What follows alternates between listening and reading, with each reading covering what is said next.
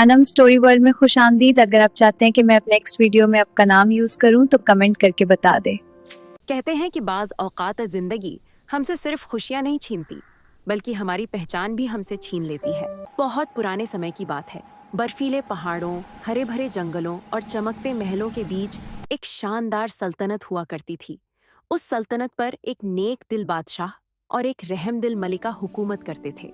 दौलत, ताकत और शान की उन्हें कोई कमी नहीं थी, लेकिन एक कमी थी जो उनके दिल को हर रोज तोड़ देती थी। हर सुबह महल के बड़े से कमरे में मल्लिका खामोशी से खिड़की के पास खड़ी हो जाती। उसकी आंखें आसमान की तरफ होती और होठों पर बस एक ही दुआ, ए अल्लाह हमें भी औलाद की खुशी दे दे। बादशाह बाहर से मजबूत दिखता था, लेकिन अकेले में उसकी आंखें भी नम हो जाती थीं। रात को जब महल की सारी रौनक खत्म हो जाती तो दोनों एक दूसरे के पास बैठकर खामोशी से रो लिया करते। सालों तक दुआएं की गईं और फिर एक दिन किस्मत ने करवट बदली। आप फिक्र न करें, हमारे यहाँ औलाद जरूर होगी अगर अल्लाह ने चाहा। इंशाअल्लाह जरूर होगी।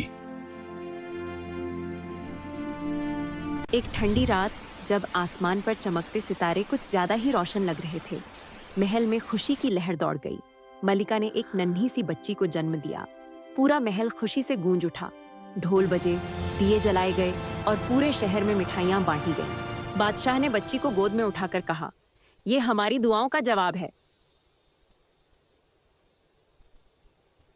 बच्ची बेहद खूबसूरत थी। दूध जैसी रंगत, छोटी छोटी आंखें और मासूम सी मुस्कान।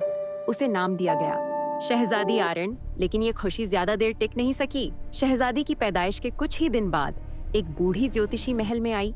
उसने बच्ची को देखा और अचानक उसका चेहरा पीला पड़ गया। उसने कांपती आवाज में कहा, ये बच्ची बड़ी होकर इस सल्तनत के लिए खतरा बनेगी। अगर ये जिंदा रही तो तख्त तबाह हो जाएगा। एक रात जब तेज बारिश हो रही थी और बिजली चमक रही थी, बादशाह ने दिल पर पत्थर रखकर सबसे क्रूर फैसला किया। नन्ही शहजादी को चुपके से घने जंगल में छोड़ दिया गया। वो बच्ची बहुत छोटी थी, मुश्किल से कुछ महीने की। उसे कुछ भी समझ नहीं आ रहा था। वो बस रो रही थी। मलिका दूर से ये सब देख रही थी। उसकी चीख उसके सीने में ही दब गई। मेरी बेटी। उसी जंगल में एक गरीब लेकिन नेक दिल औरत रहती थी। उसने बच्ची की रोने की आवाज सुनी और दौड़ कर आई। उसने बच्ची को उठाया, आंसू पोंछे और कहा, डरो मत, अब मैं तुम्हारी माँ हूँ। उसने बच्ची का नाम रखा सिया। चुप हो जाओ बेटा, आप कौन हो, क्यों रो रहे हो? चुप चुप मेरे पास आओ, कुछ नहीं हुआ। सिया जंगल में पली बढ़ी। वो आम बच्चों से अलग थी, बेहद समझदार, रहमदिल और बहादुर। उसे अक्सर अजीब अजीब ख्वाब आते, जिनमें एक महल, एक ताज और एक उदास रानी होती। सालों बाद वही बूढ़ी औरत बीमार पड़ गई। मरने से पहले उसने सिया को सब कुछ सच सच बता दिया। तुम कोई आम लड़की नहीं हो, तुम उस सल्तनत की खोई हुई शहजादी हो। ये सुनकर सिया की दुनिया हिल गई। उसने फैसला किया, अब वो अपना सच जानेगी।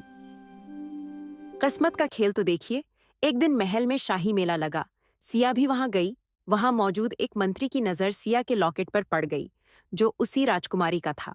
वह लॉकेट सिया के गले से गिर गया, जिसे मंत्री ने सबूत के तौर पर अपने पास रख लिया। वाह, ये लालटीनें कितनी खूबसूरत है। शुक्रिया, ये मैं बहुत अच्छा। रात कितनी जादुई है। हाँ, ये क्या है? ये लॉकेट कहाँ से आया? इसका मतलब समझना होगा। ये तो शहजादी का लॉकेट है जो बचपन में खो गई थी। जब सिया महल पहुंची तो वहां सब कुछ बदला हुआ था। बादशाह बूढ़ा हो चुका था। मलिका की आंखों में अब भी उदासी थी। जैसे ही मलिका की नजर सिया पर पड़ी, उसका दिल कांप उठा। ये तो मेरी बेटी जैसी लगती है। सच सामने आया और मलिका जोर से रो पड़ी। उसने सिया को गले लगा लिया। बादशाह ने सिर झुका लिया। मैं तुम्हारी माँ हूँ बेटी, तुम्हें बचपन में अगवा किया गया था। माँ।